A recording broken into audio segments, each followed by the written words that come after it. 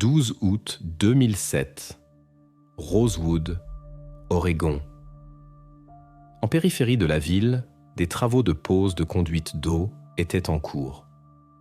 À 14h32, le conducteur de pelle mécanique, Mark Anderson, arrêta brusquement la machine. Il descendit de la cabine et regarda dans le godet.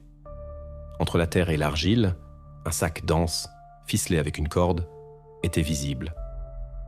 Lorsque le sac fut ouvert, son contenu devint apparent. Des os.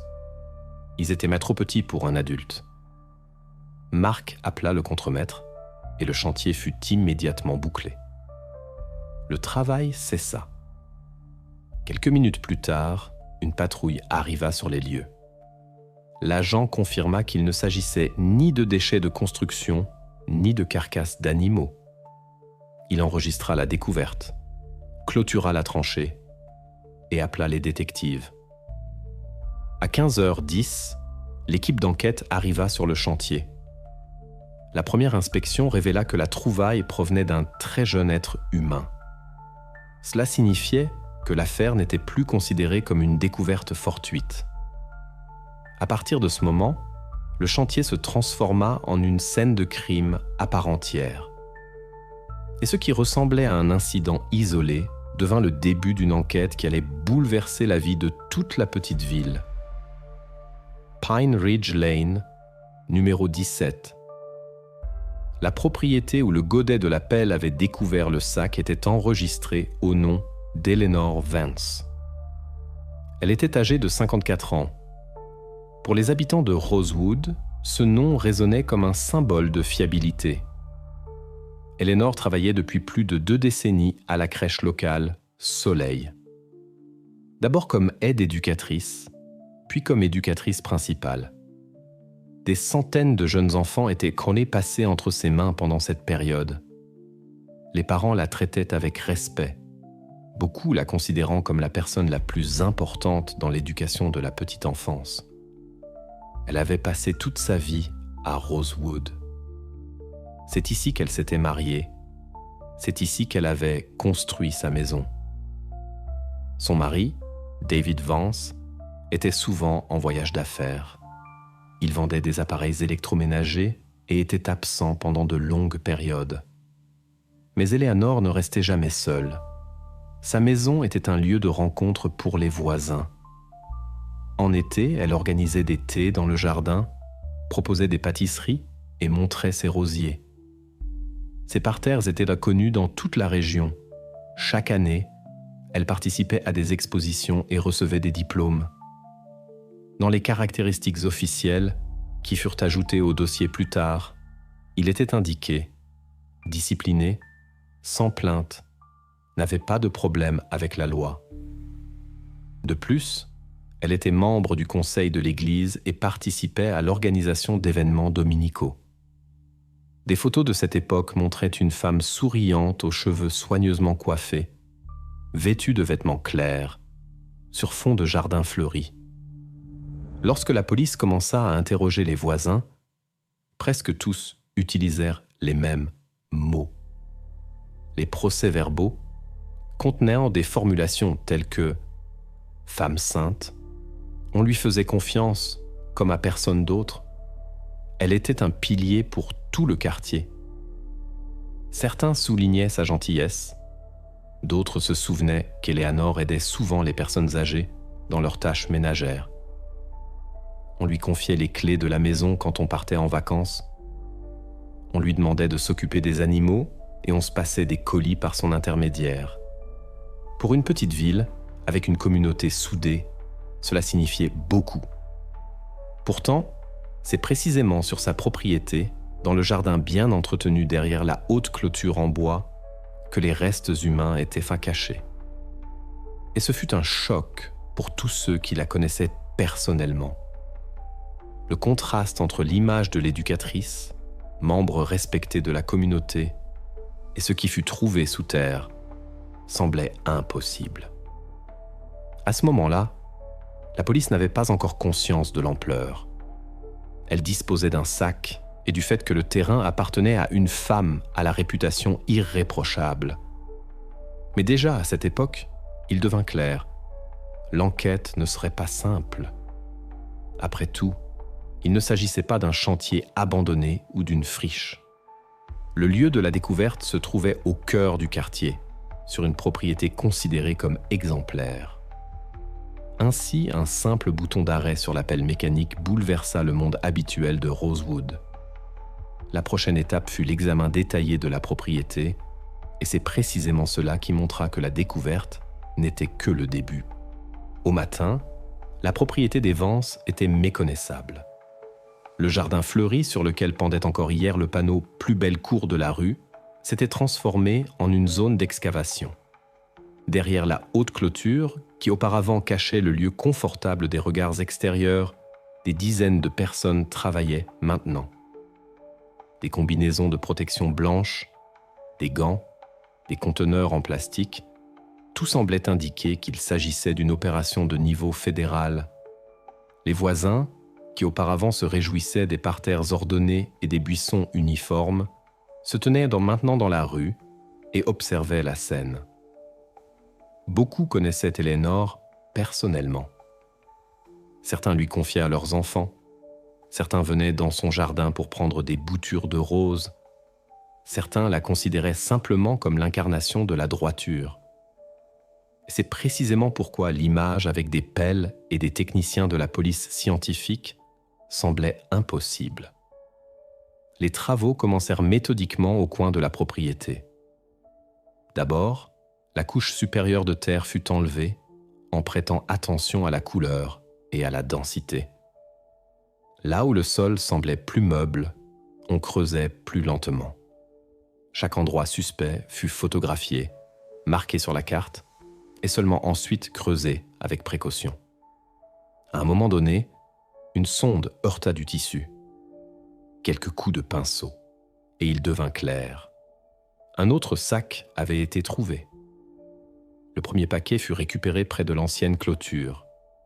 Il était enveloppé dans de la toile de jute et ficelé avec une corde grossière. À l'intérieur, de petits os étaient visibles. Les experts placèrent silencieusement la trouvaille dans un conteneur en plastique et l'emportèrent vers le véhicule. Personne ne le dit à haute voix, mais tous comprenaient. C'était une copie exacte de ce qui avait déjà été trouvé hier. Les excavations continuèrent. Sous le rosier, qui avait toujours fait la fierté de la propriétaire, le deuxième sac fut découvert. Les policiers remarquèrent que la terre y semblait différente de celle d'alentour. Trop molle, comme si elle avait été récemment retournée. Ce conteneur fut déjà emporté le soir même. Le lendemain, les équipes reprirent le travail. Cette fois, les découvertes se succédèrent. D'abord le troisième sac, puis le quatrième. Le personnel agissait en silence. Personne ne fit de grandes annonces, mais le silence lui-même en disait plus que 1000 mots. Il n'y avait plus de doute. Il ne s'agissait pas d'une exception, mais d'un système. Au milieu du troisième jour, les spécialistes atteignirent le coin arrière de la propriété. Là, à côté de l'allée de jardin, ils découvrirent le cinquième sac. Et littéralement quelques mètres plus loin, le sixième. Toutes les découvertes étaient emballées de la même manière, cachées de la même manière.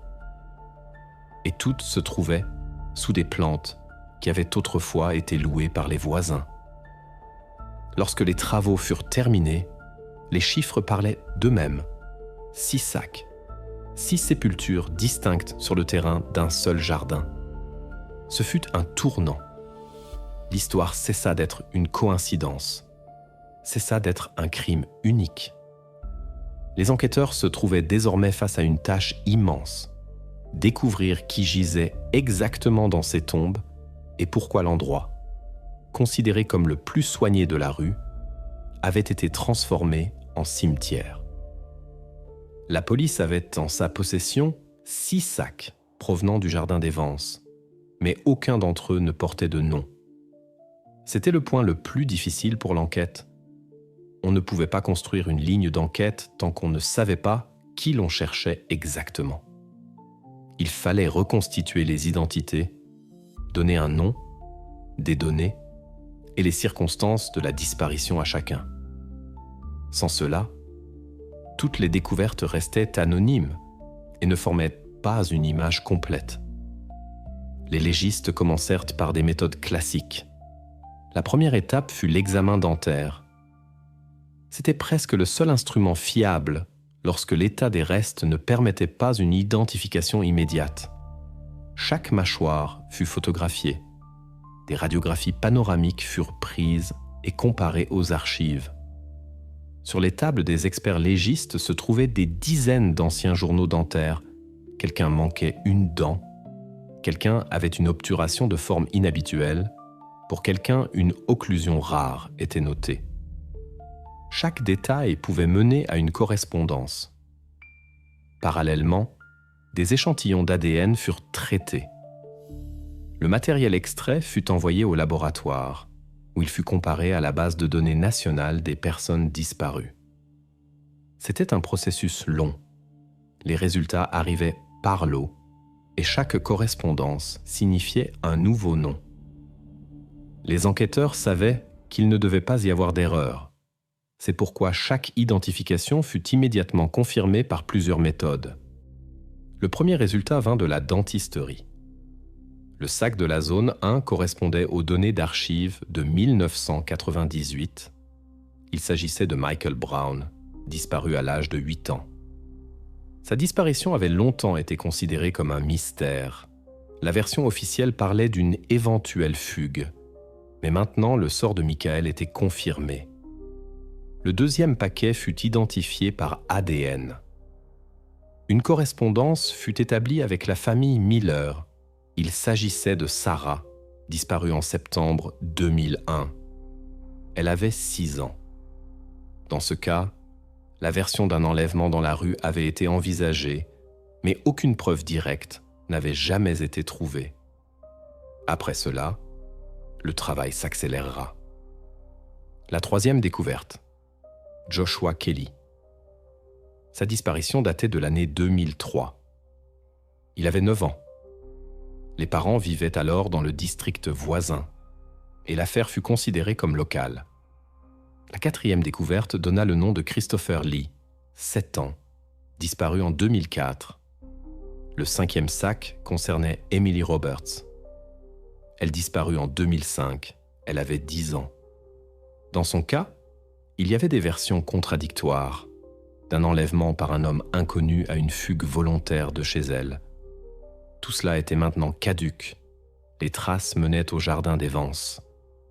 Et la dernière, 6e découverte, Thomas Wilson. Il disparut en 2006 alors qu'il avait 11 ans. Les parents crurent jusqu'au bout que leur fils pourrait revenir. Maintenant, la police devait leur annoncer que la recherche était terminée. Pour l'enquête, ce fut un tournant. Jusqu'alors, les 6 cas étaient pas considérés comme séparés. Différentes années, différentes villes, différentes versions. Par endroits, les parents étaient soupçonnés. Ailleurs, on parlait d'enlèvement. Ailleurs encore, on accusait des passants aléatoires. Mais maintenant, tout s'unissait. 6 histoires différentes, sur 10 ans, étaient liées par un seul lieu, le jardin d'Eleanor Vance. Cette découverte changea le cours de l'enquête. Pour la première fois, la police avait une chronologie cohérente. On pouvait maintenant tracer des lignes de la première disparition en 1998 à la dernière en 2006. Il ne s'agissait plus seulement d'une affaire de découverte sur une propriété. Les écrans ont été confrontés à l'enquête sur une série de crimes qui avaient été méthodiquement construits sur près de 10 ans. La prochaine étape pour les détectives était évidente. Découvrir qui avait accès à toutes ces personnes et comment ces 6 histoires se rejoignaient dans une seule maison. La première règle de toute enquête est simple et dure. Lorsqu'une découverte est faite sur la propriété d'une maison privée, les propriétaires sont les premiers à être vérifiés. À Rosewood, cela signifiait une chose. l'attention de la police s'est immédiatement portée sur la famille Vance. Formellement, la propriété était enregistrée au nom des deux et l'accent était mis sur le mari. David Vance, 56 ans, voyageur de commerce de profession. Un homme qui passait la majeure partie de l'année à voyager.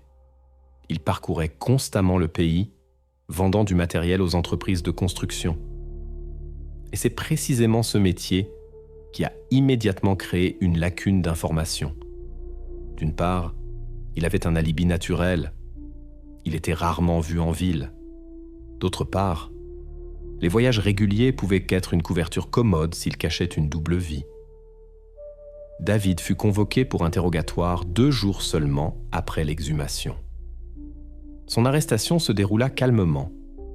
Des agents se rendirent à la maison où il venait de rentrer d'un autre voyage d'affaires et lui demandèrent poliment de les accompagner au commissariat. Pas de menottes, pas de résistance. Mais le simple fait que le mari de la femme sur la propriété de laquelle 6 sacs avaient été trouvés se trouve dans une voiture de police eut un effet à Rosewood. Les voisins, déjà choqués par le jardin, discutaient maintenant de son rôle. Il est toujours en déplacement. Mais peut-être que c'est une couverture? L'enquête suivit la version la plus directe.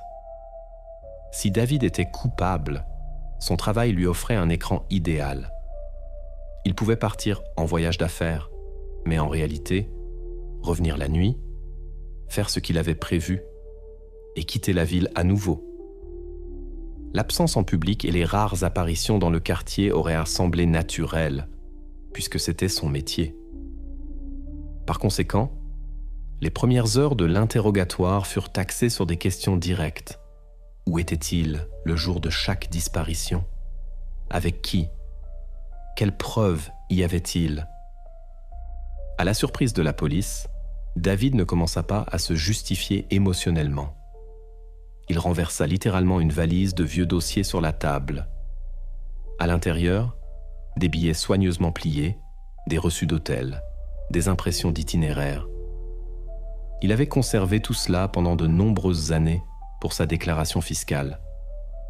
Les enquêteurs vérifièrent la première date, 1998, la disparition de Michael Brown. David avait des billets pour la Floride, un enregistrement dans un hôtel à Orlando et des signatures dans des documents de travail. Plus tard, 2001, la disparition de Sarah Miller. À cette époque, il se trouvait au Texas, ce qui était prouvé par des billets d'avion et une entrée dans son journal de bord professionnel. À chaque nouvelle date, la version de son implication s'affaiblissait. En l'an 2003, lorsque Joshua Kelly disparut, David était à Denver, et cela fut même confirmé par des collègues qui témoignèrent.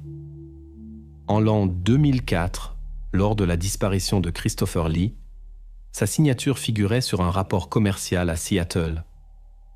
En l'an 2005, au moment de la disparition d'Emily Roberts, il séjournait dans un hôtel au Nouveau-Mexique. Le reçu était conservé dans les archives de l'hôtel. Et enfin, en l'an 2006, lorsque Thomas Wilson disparut, la police avait en main des billets pour un vol à Chicago et la confirmation de sa participation à une foire d'équipement. Chaque voyage était documenté, et ce qui était important, dans plusieurs cas, l'alibi fut confirmé par des témoins indépendants, collègues, partenaires, clients. Les preuves étaient si évidentes qu'il ne resta aucune place au doute chez les enquêteurs. David Vance ne pouvait physiquement pas se trouver à Rosewood les jours où les 6 disparurent. Cela bouleversa le cours de l'enquête. La version la plus évidente, le mari comme principal suspect, tomba à l'eau. Devant les détectives se trouvait maintenant un homme dont la vie n'avait pas été détruite par ses propres mains. Il devint un témoin involontaire et une victime des circonstances. Il avait vécu pendant des décennies à côté de ce qui était caché dans son propre jardin, mais n'y était pour rien lui-même. Maintenant, la police n'avait plus qu'un seul personnage sur lequel toutes les flèches pointaient. La maîtresse de maison. Eleanor Vance. Une fois la version du mari définitivement écartée, le cercle se resserra sur une seule personne. Au centre de l'enquête restait la maîtresse de maison elle-même, Eleanor Vance. Pour la police, la question principale était désormais quel lien l'unissait à ceux dont les noms avaient pu être rétablis. Les détectives commencèrent par les archives. Chaque ancien dossier fut ressorti. Rapports, interrogatoires de parents, de voisins, de connaissances. Dans ces piles de papier, un nom revenait trop souvent. Eleanor. Au début, cela ressemblait à une coïncidence. Une petite ville où tout le monde se connaît. Mais plus les enquêteurs approfondissaient les détails, plus il devenait clair. La coïncidence était exclue. En 1998, lorsque Michael Brown disparut, sa mère mentionna qu'il avait été dans le groupe d'Eleanor à la crèche Soleil. En 2001, lorsque Sarah Miller disparut, la famille raconta que la petite fille restait parfois chez Eleanor après l'école, car les parents travaillaient tard. Dans le cas de Joshua Kelly en 2003, sa tante dit « Il était souvent chez les Vance, surtout le soir, elle s'occupait de lui. » Tout cela semblait naturel si l'on ne savait pas comment tout allait se terminer. Mais en 2004, Christopher Lee disparut, et lui aussi était inscrit dans son groupe. En 2005, Emily Roberts disparut, et la mère avoua. Eleanor avait elle-même proposé de prendre la petite fille le week-end pour aider. En 2006, lorsque Thomas Wilson disparut, les voisins affirmèrent « Nous l'avons souvent vu chez les Vance. Il jouait dans leur jardin. Elle était très chaleureuse avec lui. » Ensemble, cela formait une ligne directe. Tous les 6 étaient personnellement liés à elle. Aucune personne aléatoire, aucune figure de l'extérieur. C'est précisément cette confiance qui l'avait rendu invisible à la police toutes ces années. Mais le plus troublant n'étaient même pas les souvenirs des parents ou des voisins. Les détails les plus clairs se trouvaient dans les anciens procès-verbaux, avec ses propres mots. Dans le cas de Michael, elle dit « Il était silencieux ce jour-là et rentrait seul à la maison. Je n'ai rien remarqué d'inhabituel. » Dans le cas de Sarah, « Je l'ai vu près du magasin avec une amie. Je n'en sais pas plus. » Dans le cas de Joshua, oui, il venait souvent, mais ce jour-là, il n'était pas chez moi. Ces phrases semblaient inoffensives lorsque les enquêtes étaient menées séparément. Mais maintenant que les 6 disparitions étaient liées à son propre jardin, elles sonnaient comme des excuses préparées à l'avance. Et pourtant, malgré toute cette évidence, la police avait 2 lacunes sérieuses. Premièrement, il n'y avait aucun document ni rapport médical qui expliquerait pourquoi Eleanor aurait pu agir ainsi. Il n'y avait aucun mobile. Deuxièmement, il n'y avait aucune preuve directe en main. Pas d'empreinte digitale, pas d'objet clairement lié aux victimes. Il n'y avait qu'une chaîne de coïncidences et le fait que tous les chemins menaient à une seule maison. Pour l'enquête, ce fut un point critique. Le tableau était clair. Elle avait accès, la possibilité aussi, la confiance des familles, absolument. Mais pour que cela devienne une accusation, il fallait des preuves matérielles. Et celles-ci ne pouvaient être trouvées que là où Eleanor se sentait en toute sécurité, dans sa propre maison. Bien que 6 sacs aient été découverts dans le jardin d'Eleanor Vance, la propriétaire elle-même est restée en liberté. Pour les observateurs extérieurs, cela pouvait paraître absurde, mais en réalité, la police ne disposait pas de suffisamment de motifs pour l'arrêter immédiatement. À ce moment-là, il n'y avait ni preuve directe, ni témoignage clair. Tous les faits étaient indirects. Juridiquement, elle continuait donc à mener sa vie normale, tandis que sa propriété était transformée en zone de fouille. Et c'est précisément là que se manifesta le premier paradoxe. La ville était bouleversée. Les voisins discutaient de la tragédie à chaque coin de rue, mais Eleanor, autour de laquelle planèrent les soupçons, affichait un calme absolu. Sa routine quotidienne était surveillée.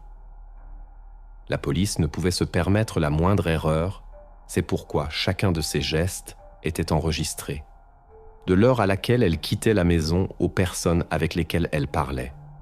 L'image était inhabituelle. Le matin, elle allait au jardin, arrosait les fleurs, arrangeait les parterres, comme si rien n'avait changé autour d'elle. Ces rosiers même, sous lesquels les sépultures avaient été découvertes, restaient partie intégrante de son entretien de jardin. Elle coupait les branches sèches, ramassait les pétales tombés, et le faisait avec une telle sérénité que les observateurs remarquèrent plus d'une fois « Elle ne semble pas comprendre ce qui se passe ici ». Pendant la journée, Eleanor se trouvait à l'église. Elle continuait à s'occuper des tâches organisationnelles de la paroisse, participait aux réunions, parlait avec d'autres membres de la communauté. Certaines femmes de son entourage racontèrent à plus tard. Elle semblait simplement compatir avec tout le monde. Aucune indication que les soupçons la concernaient. Le soir, on la voyait au supermarché. Elle achetait ses provisions comme d'habitude, parlait calmement avec les vendeurs, s'informait sur les voisins. Les forces opérationnelles qui menaient l'observation notèrent aucun mouvement brusque, aucune tentative de se cacher, aucun changement d'itinéraire habituel. Tout se répétait jour après jour, comme un mécanisme d'horlogerie. Dans le contexte des événements, cela paraissait presque effrayant. La ville vivait dans l'angoisse. Les gens ne savaient pas s'ils devaient croire leurs yeux et leur mémoire, car hier encore, ils considéraient Eleanor comme un modèle de droiture.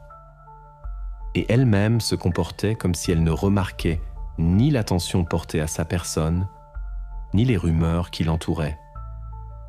Bientôt, elle accepta même une courte interview pour le journal local.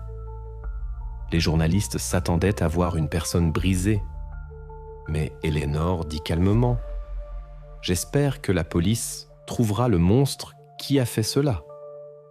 Pour notre ville, c'est une véritable tragédie. » Elle parla sans trembler dans la voix, avec la même expression faciale constante avec laquelle elle avait accueilli les parents à la porte de la crèche pendant de nombreuses années. Pour l'enquête, ce fut un sérieux défi. Normalement, les gens commettent des erreurs sous une telle pression.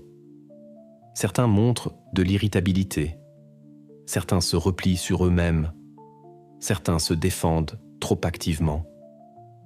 Mais Eleanor ne fit rien de tout cela. Aucun signe de panique, aucune tentative de se justifier, aucune fuite précipitée de la ville. Sa vie semblait se dérouler comme d'habitude. Dans les dossiers des opérateurs de ces semaines, on trouve des lignes sèches, comportement de la suspecte stable, aucune déviation constatée. Mais pour l'enquête, cela ne sonnait pas comme de la sérénité, mais comme un autre mystère. Pourquoi une personne dont la réputation était entachée ne montrait-elle ni peur, ni confusion? Ce contraste entre le choc public et sa sérénité personnelle devint un encouragement supplémentaire pour la police. Tous comprenaient, derrière ce calme, pouvait se trouver la clé de la solution. Pour obtenir des réponses, il fallait creuser plus profondément, non plus dans le jardin, mais à l'intérieur de la maison d'Eleanor.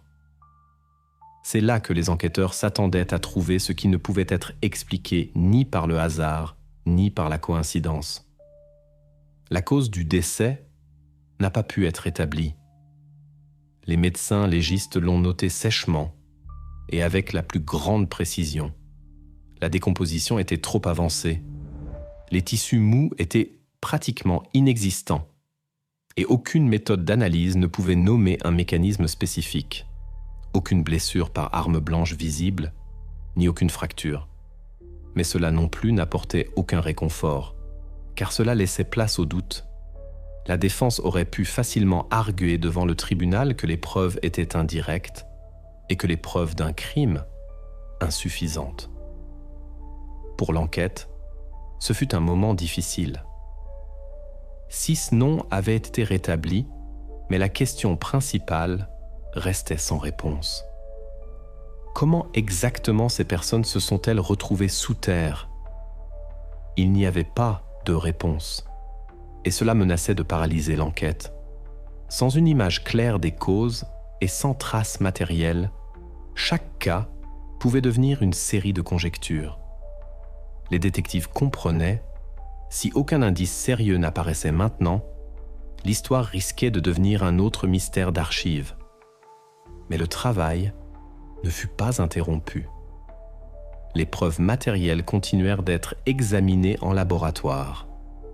Les objets trouvés avec les restes furent soigneusement emballés et envoyés aux techniciens en criminalistique.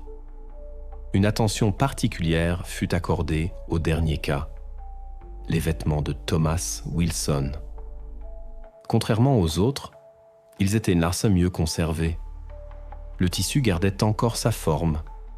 Par endroits, des coutures étaient à conserver. On pouvait les examiner au microscope. Cela donnait une chance de trouver des traces de contact avec des objets extérieurs. Les experts abordèrent la tâche de manière méthodique. D'abord, le tissu fut observé à grossissement normal, puis sous ultraviolet, la composition chimique vérifiée. À première vue, tout semblait propre. Poussière, particules de terre, microparticules standards. Mais après plusieurs semaines d'analyse, l'un des spécialistes remarqua des inclusions étranges. C'étaient d'abord des fils très fins, qui n'appartenaient pas au tissu des vêtements eux-mêmes. Le microscope montra leur structure, laineuse, avec des épaississements caractéristiques des fibres. La couleur, rouge foncé profond. De telles nuances ne se retrouvent pas dans les uniformes scolaires fabriqués en usine ou les vêtements de masse.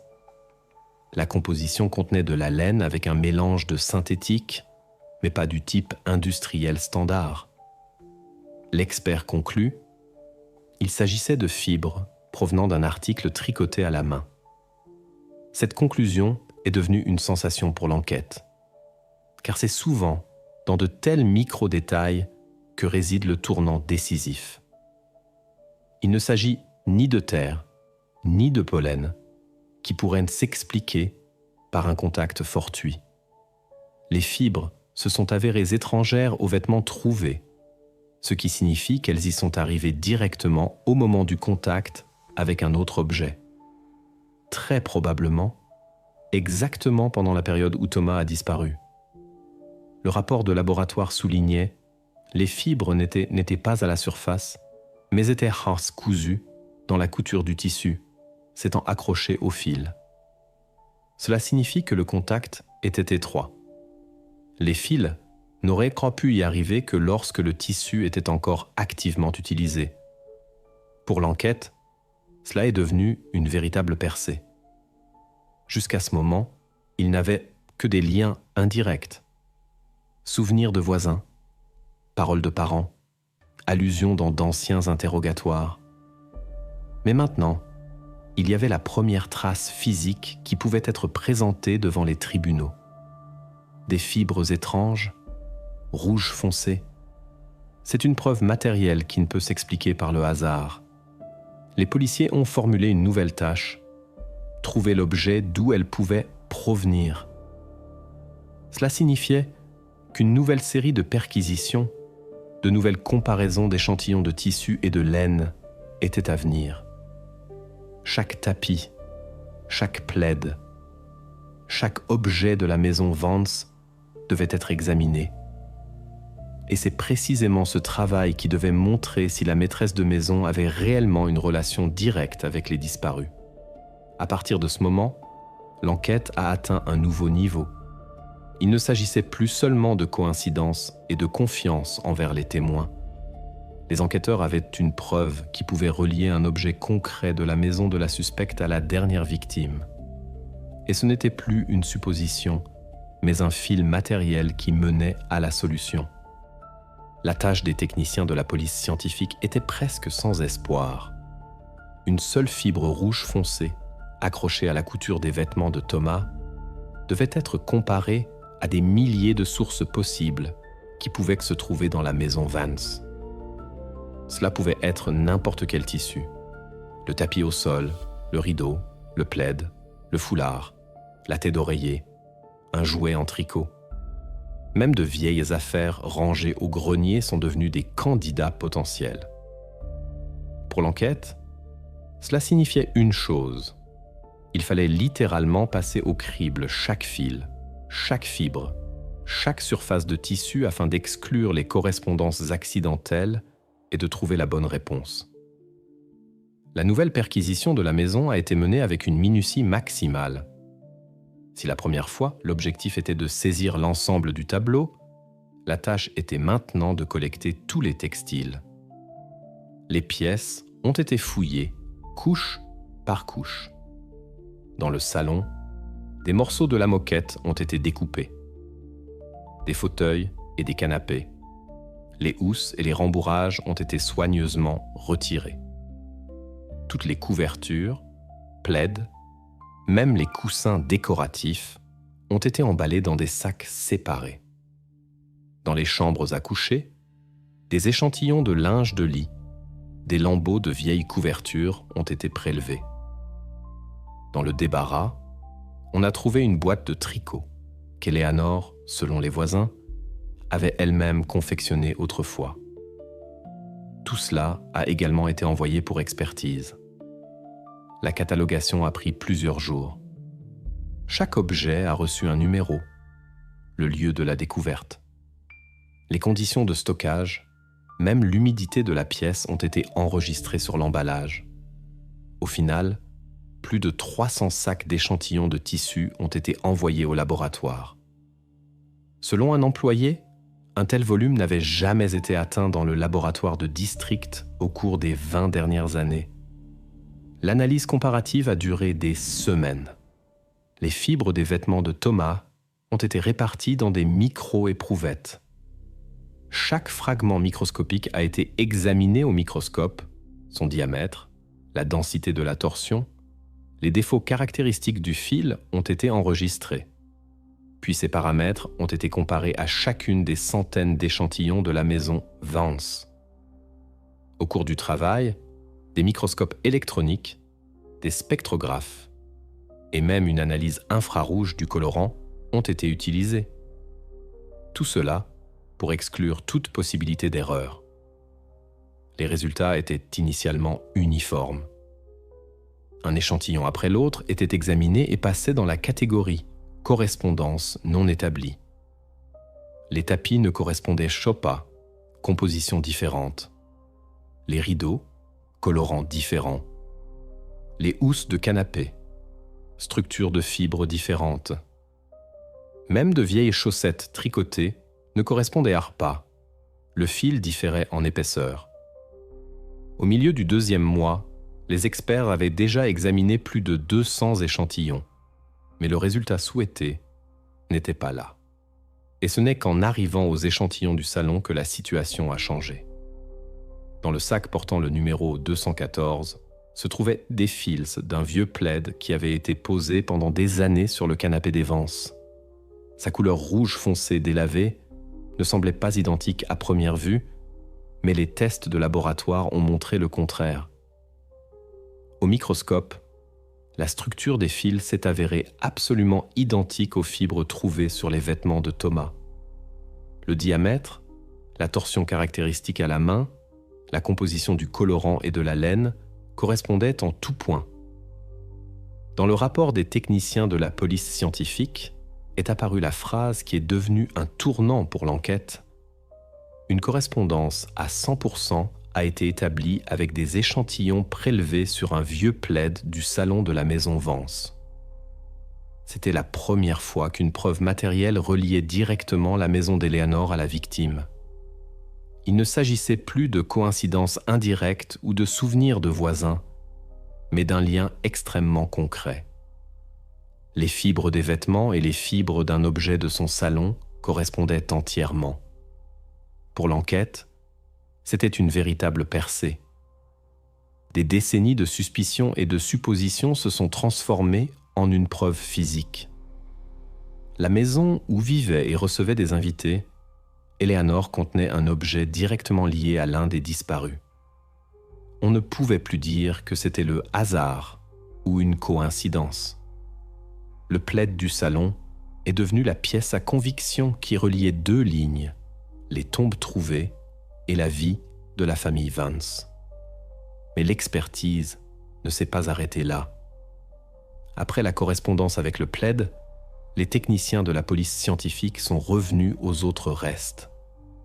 Dans les tissus d'Emily Roberts, la 5e victime, il a été possible d'isoler des traces partiellement conservées des mêmes fibres rouges foncées.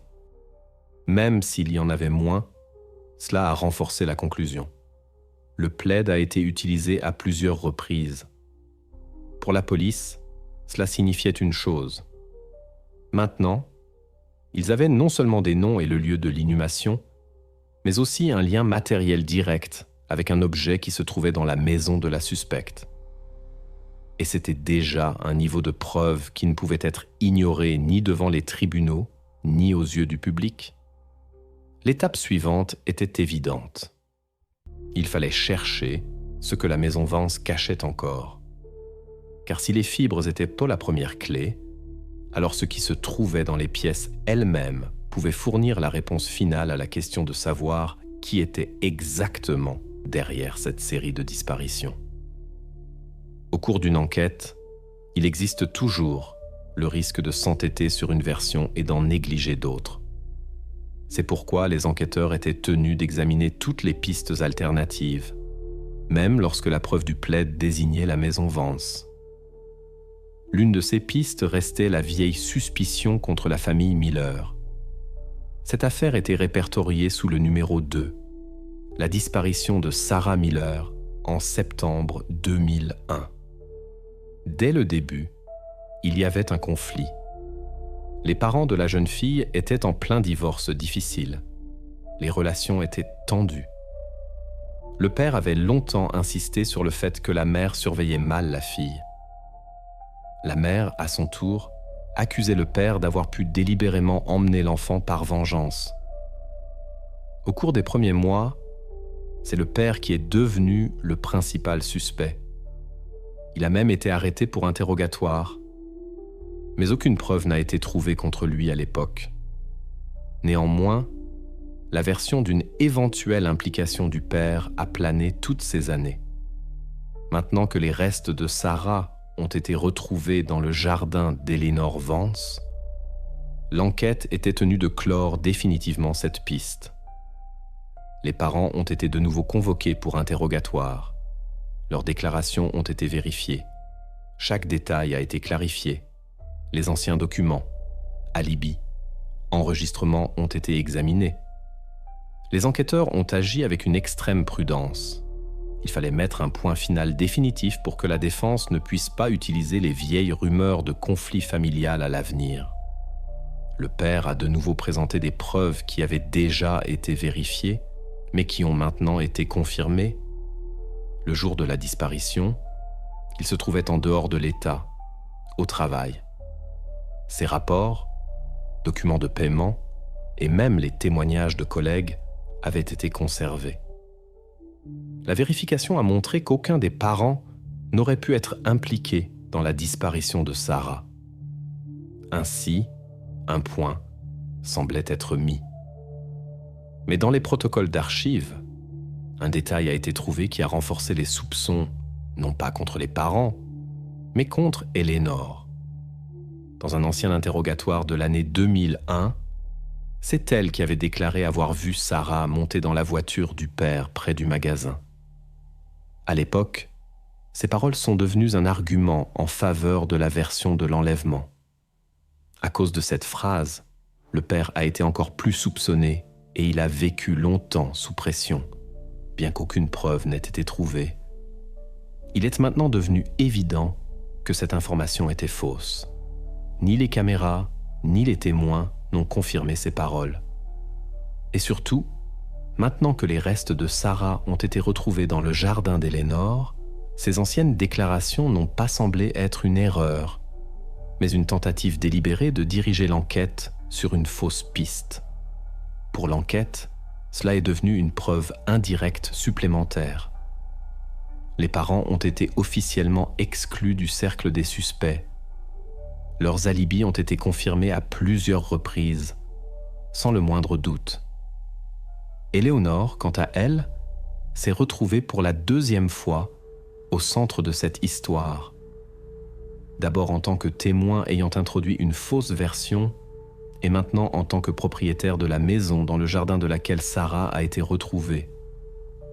Cette piste a définitivement consolidé la version principale. Tous les suspects alternatifs ont été écartés. Chaque nouvelle découverte non seulement n'a pas disculpé Eleanor des soupçons, mais a, au contraire, encore plus fortement lié son nom à l'ensemble des 6 affaires. Et maintenant, il ne restait plus à la police qu'une seule voie, recueillir autant de preuves directes que possible de sa maison afin de concentrer définitivement l'affaire sur elle. Lorsque la police disposait déjà des premières preuves directes, la question de la motivation est devenue centrale. Pourquoi Eleanor ferait-elle cela? Les preuves désignaient sa maison, ses affaires, son environnement personnel. Mais sans l'explication du pourquoi, le tableau restait incomplet. C'est pourquoi les détectives ont commencé à recueillir tout ce qui concernait sa biographie. Les vieilles archives, les dossiers scolaires, les documents médicaux, les souvenirs de connaissances ont été ressortis. Au centre de l'attention se trouvait un événement qui était autrefois considéré comme une tragédie familiale ordinaire, mais qui, sous un nouveau jour, a pris une toute autre signification. Au début des années 1970, Eleanor avait environ 15 ans. Ses parents lui confiaient Anna, son jeune frère, lorsqu'ils partaient travailler. C'était un été ordinaire. Les enfants restaient à la maison, jouaient dans le jardin. Mais l'un de ces jours s'est terminé par une catastrophe. Le garçon a été retrouvé inconscient.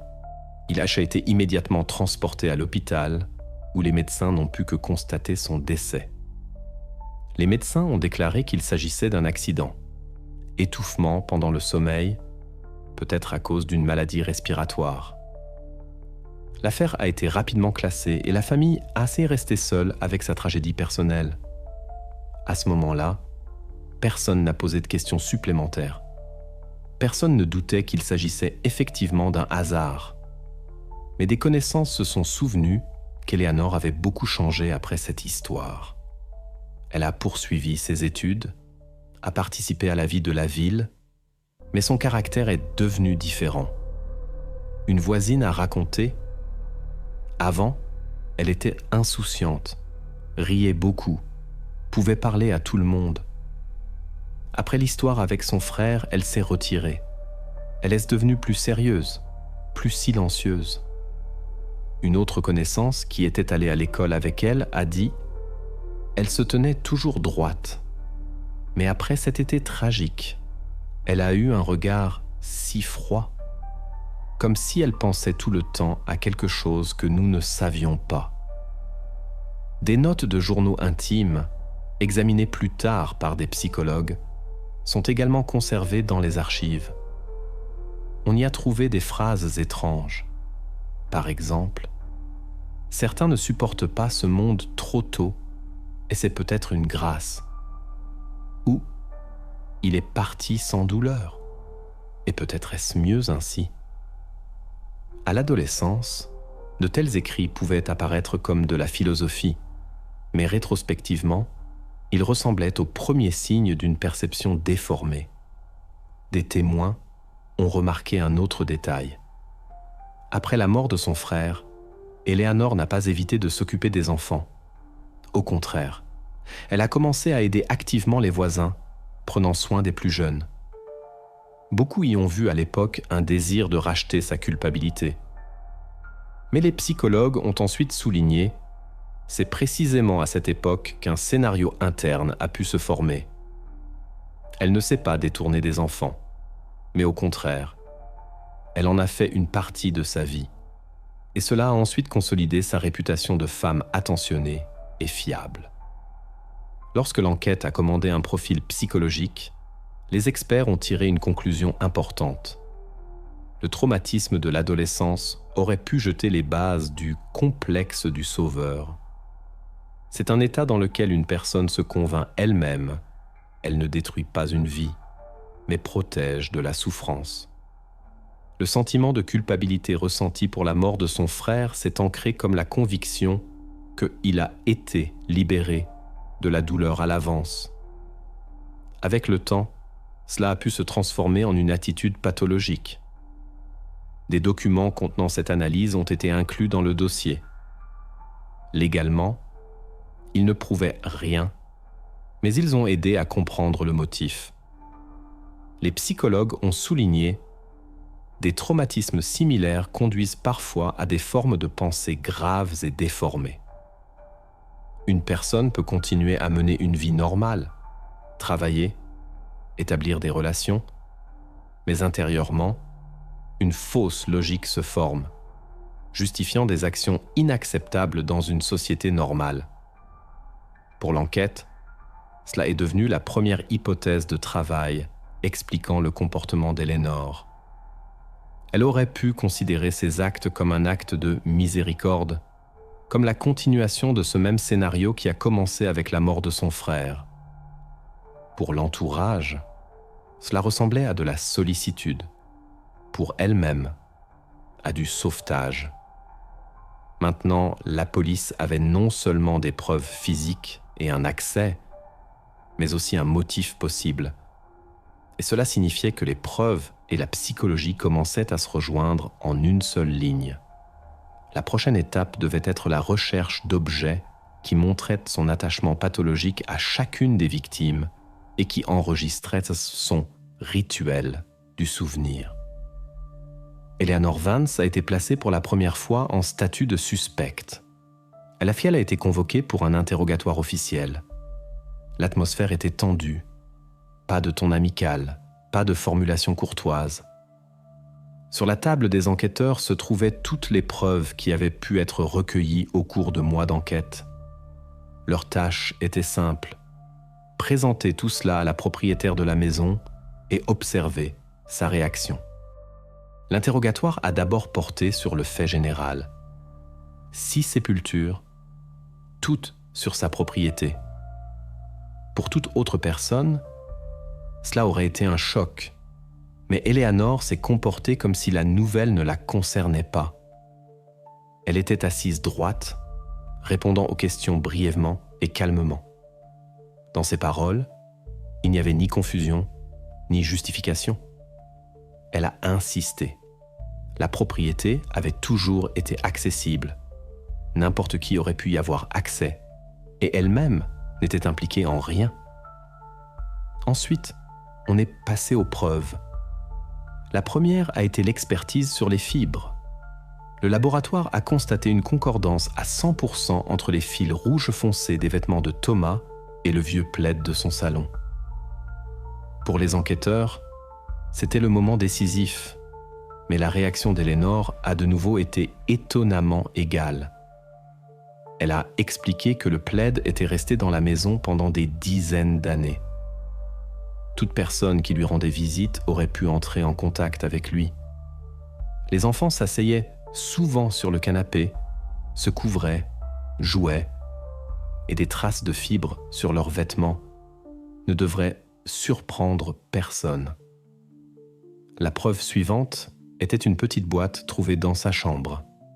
Elle contenait de petits objets, une barrette à cheveux, une boucle d'oreille solitaire, un bouton, un porte-clés. Pour la police, ces découvertes ont été une véritable percée. Les familles les ont identifiés comme des objets personnels des enfants disparus. Mais là encore, l'explication d'Eleanor a semblé banale. Elle a dit qu'elle trouvait souvent des affaires étrangères chez elle. Les enfants laissaient tomber quelque chose, oubliaient, perdaient. Elle mettait tout dans la boîte pour le rendre plus tard au propriétaire. Et c'est ainsi qu'une partie des objets est restée. Chaque nouvelle preuve présentée a reçu la même réponse. La police parlait de correspondance et Eleanor répondait avec des détails du quotidien. Des tombes sur la propriété.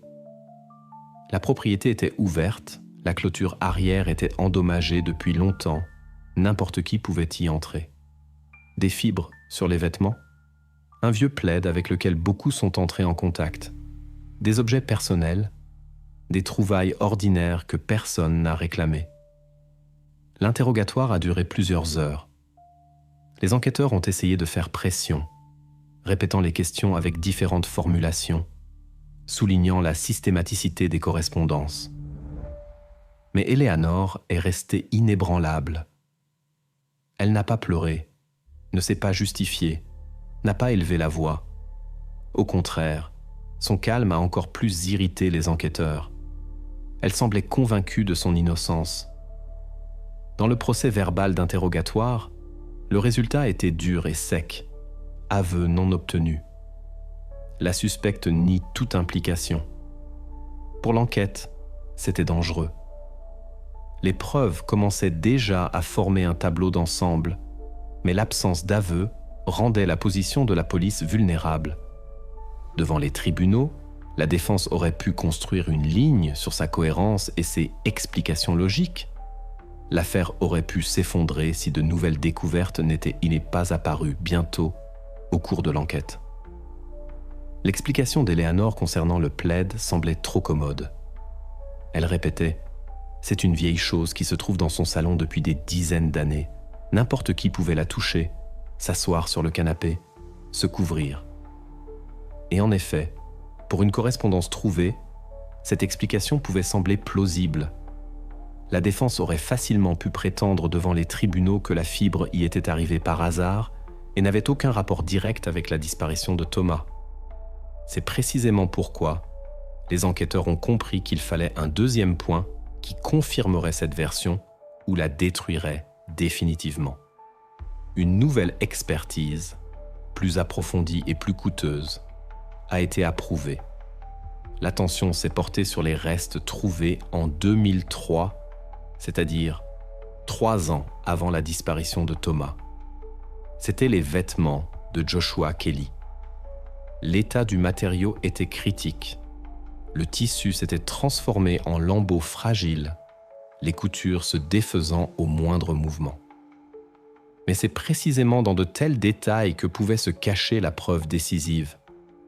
Les experts savaient, si l'on parvenait à trouver ne serait-ce qu'une seule fibre étrangère, ce serait un coup porté à toute la ligne de défense d'Eleanor. Le travail a duré des semaines. Les spécialistes ont utilisé les méthodes les plus modernes de l'époque. Microscope à haute résolution, spectroscopie pour l'analyse du colorant, éclairage infrarouge pour détecter les fils cachés. Chaque lambeau de tissu a été littéralement examiné à la loupe. La plupart du temps, le résultat était nul. Le tissu pourri ne conservait que ses propres fibres, et tout ce qui était étranger s'était depuis longtemps décomposé dans la terre. Mais à un moment donné, la chance a souri aux experts. Au col de la chemise, entre les restes à peine perceptibles de la couture, un fil très fin a été trouvé. Au début, on l'a pris pour de la saleté ou des traces de terre. Mais au microscope, la teinte rouge foncée caractéristique est apparue. L'analyse chimique a confirmé la composition et la structure correspondaient entièrement au même plaid qui se trouvait dans le salon des Vance. La fibre était identique sur tous les paramètres: diamètre, torsion caractéristique à la main, composition de la laine et du synthétique, même le type rare de torsion propre au tricotage manuel. Pour l'enquête, c'était une véritable percée. Une correspondance. Cela pouvait effectivement s'expliquer par le hasard. Mais 2 correspondances, constatées chez des personnes disparues à 3 ans d'intervalle, ont transformé le hasard en un système. Cela prouvait que le plaid était en contact avec différentes victimes à différents moments. Il a cessé d'être un objet du quotidien et est devenu un outil du crime. Ce résultat a été officiellement consigné dans le rapport de laboratoire. Le document stipulait noir sur blanc une correspondance de fibres provenant des vêtements de la victime de 2003 a été établie avec des échantillons prélevés sur un vieux plaid du salon de la maison Vance. La probabilité d'une rencontre fortuite est exclue. Désormais, la position d'Eleanor s'effondrait. Son explication sur les enfants assis sur le canapé ne fonctionnait plus.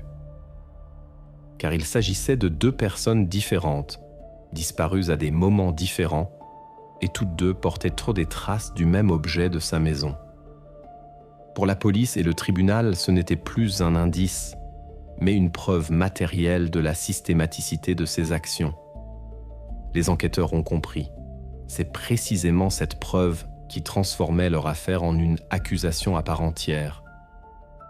Il ne restait plus qu'à la renforcer avec d'autres preuves pour que les jurés ne doutent pas que les correspondances étaient impossibles et que tous les fils de l'enquête menaient à Eleanor. À un certain moment, l'enquête a cessé d'être un jeu de versions. La police avait des preuves, confirmées par des expertises, et c'était suffisant pour le pas décisif. Le parquet a émis l'autorisation, et Eleanor Vance a été officiellement inculpée de 6 meurtres. Ce moment est devenu un tournant. Le personnage, considéré pendant des décennies comme un pilier de la communauté, est désormais juridiquement accusé dans l'une des affaires les plus retentissantes du district. L'arrestation s'est déroulée sous stricte surveillance. Plusieurs voitures étaient garées devant la maison. Les entrées et sorties étaient enregistrées par des caméras. La procédure devait être irréprochable afin que la défense n'ait aucune raison de parler de violation par la suite.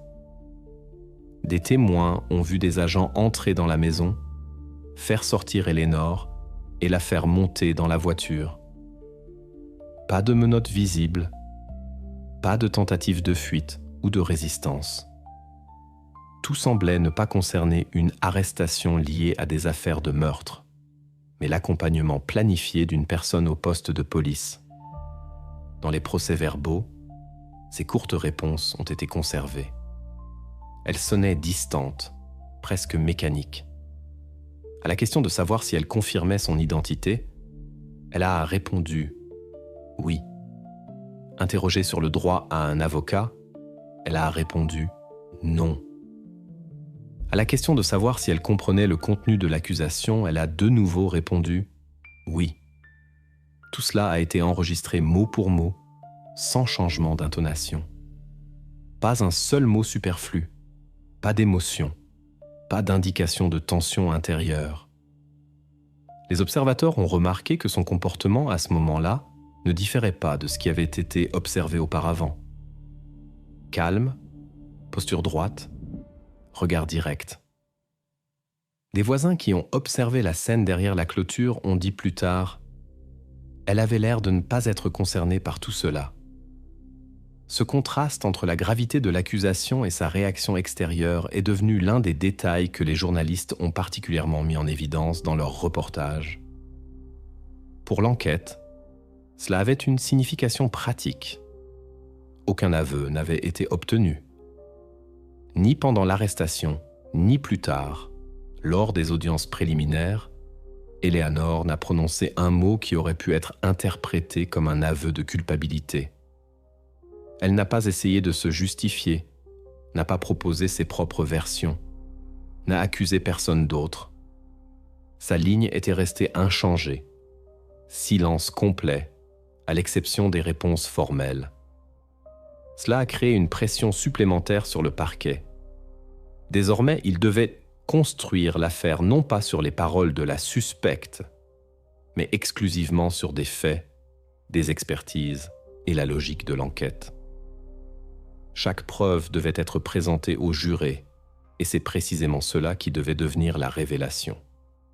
Ainsi, l'acte final de l'histoire d'Éléonore n'a pas commencé par un aveu, mais par son froid silence.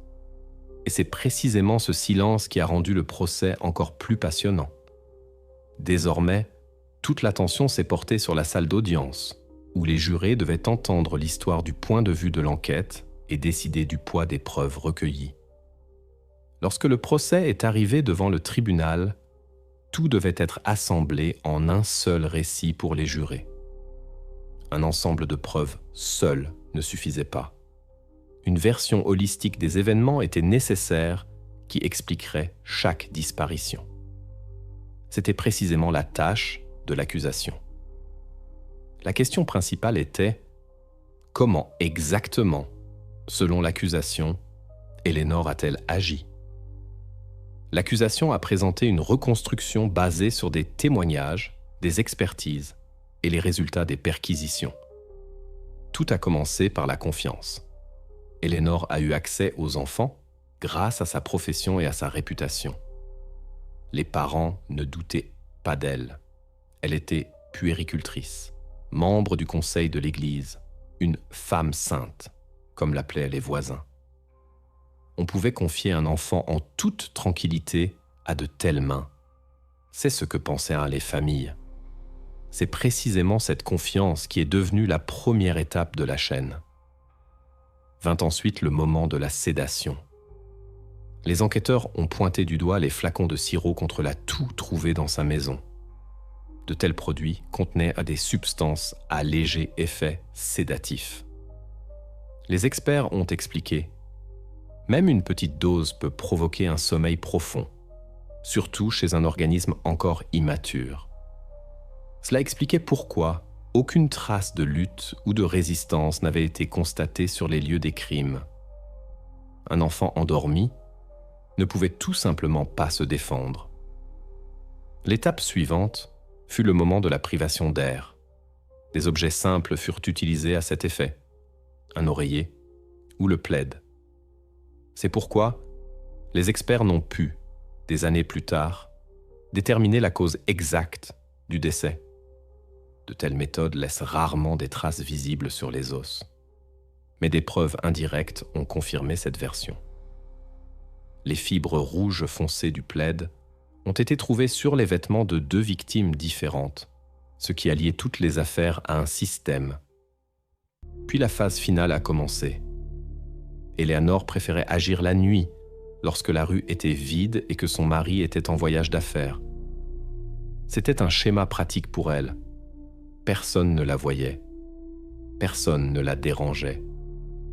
Les sacs enveloppés de toile de jute étaient transportés dans le jardin. Des trous préalablement creusés les attendaient déjà. L'inhumation s'est déroulée rapidement et méthodiquement. Pour camoufler l'endroit, elle utilisait une astuce de jardinier. Elle plantait de nouvelles plantes. Il s'agissait de rosiers, de lys, parfois d'autres fleurs ornementales. La terre fraîchement remuée perdait rapidement l'aspect d'une tombe et se transformait en une partie du parterre soigné. Les voisins remarquaient. Son jardin était toujours parfait. Nous pensions que c'était sa fierté. Personne ne soupçonnait ce qui se cachait derrière cet idéal. Devant le tribunal, les procureurs ont souligné « Il n'y avait rien d'impulsif dans ses actions. Elles se répétaient année après année selon un schéma. Sédation, suffocation, inhumation, camouflage. Et cela 6 fois de suite. Tout cela ne ressemblait pas à un effondrement accidentel ou à un crime isolé, mais à une méthode élaborée. La conclusion de l'accusation sonnait durement. Éléonore n'avait pas élaboré de plans compliqués, n'avait pas inventé de schémas sophistiqués. Elle agissait de manière quotidienne, presque routinière.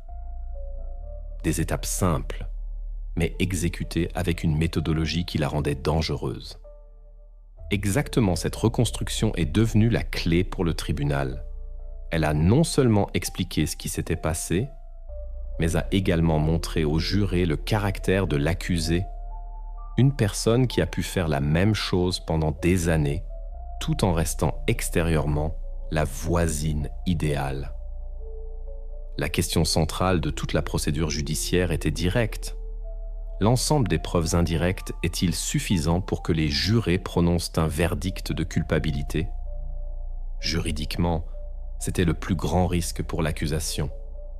Aucun témoin direct, aucune confession.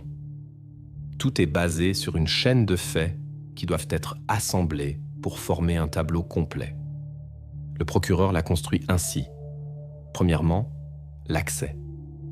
Toutes les 6 sont passées par la maison d'Eleanor ou la crèche, et elle a eu la possibilité d'être seule avec elle. Deuxièmement, l'emplacement des tombes. Elles ont été trouvées précisément sur sa propriété, et non ailleurs. Troisièmement, la boîte à trophées, contenant des objets personnels des disparus, identifiés par leur famille.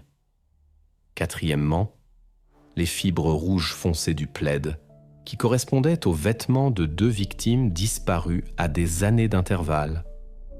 Cela a transformé, selon l'accusation, les coïncidences individuelles en un système.